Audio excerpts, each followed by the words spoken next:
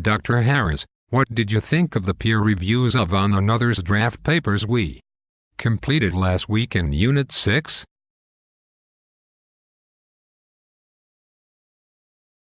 Daniel, I'm glad you asked. I think reviewing others' writing about their business interests is so important. It helps learners both give feedback to others as well as receive valuable input from their colleagues about their own ideas. One of the most important aspects of the peer review process is that it provides a chance to read about others' topics. As I'm sure you noticed, people select some very interesting ideas for research about issues and business specializations. How did the review process go for you? It was really interesting to read others' papers. There were lots of good topics. One person wrote about the effects of multiple generations of people working in a business. I hadn't even considered that. Another person wrote about computer security in organizations. Since that has been in the news so much, I appreciated the chance to read about current practices. I was a little intimidated at first to provide feedback. I mean, it's hard to give feedback to others when you're not that confident about your own writing skills. I completely understand. It's difficult to know what others might find helpful. That's why it's so important when requesting feedback to identify several areas of your writing about which you are concerned. This guides readers to offer feedback that will be relevant and useful. Did you find it difficult to provide constructive criticism about the papers you reviewed? I did. I reviewed a paper about using social networking for marketing, and the writer had some interesting ideas. But there were lots of spelling and grammar mistakes that made it hard for me to read his paper. I didn't want to insult him, but at the same time I wanted him to know how to make his paper better. The Great Discussions Guidelines document really helped me come up with positive ideas to give him. How one provides feedback is very important. By providing comments that are useful, you're helping writers reconsider their content so that their final papers are stronger. While of course it's important to be honest, it's also critical to convey your ideas in ways that can be easily understood and accepted.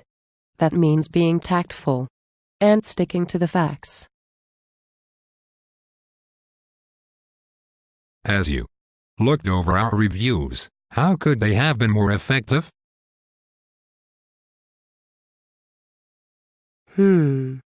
That's a great question. Those providing reviews should carefully consider the paper's content and ask questions about their overall focus. When you reviewed that paper about using social networking for marketing, I bet you had some questions about the ways it's used. Such questions not only deepen your own understanding of others' topics. By asking such questions, you also help authors think about aspects of their writing that they may not have considered. As you know, the draft review checklist document includes a list of things to guide your comments so they are thorough and specific. By reading others' draft papers, you will better understand ways to give feedback as well as receive and apply others' input to your own writing. These are skills we can use whether at school or work. Dr. H, you were so right. I've already had a chance to help a coworker revise a report she wrote about a project, and it really made a difference to its success. It was great to have had practice providing feedback in class. I felt like I could really help her. That's terrific. Plus, giving and receiving feedback will be important during the team activities that begin in Unit 8, when you'll have another chance to review others' writing as you develop functional area plans. Also, as you continue in your degree program, you'll have many more opportunities to review colleagues' work. Reviewing others' writing and providing feedback are great tools for learning. Thanks again for talking with me about last week's peer reviews.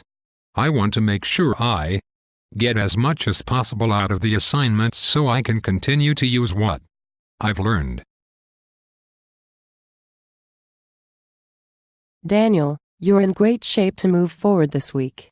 Be sure to let me know if you have any questions as we prepare for the team activities in Unit 7, and then on to the teamwork in Unit 8.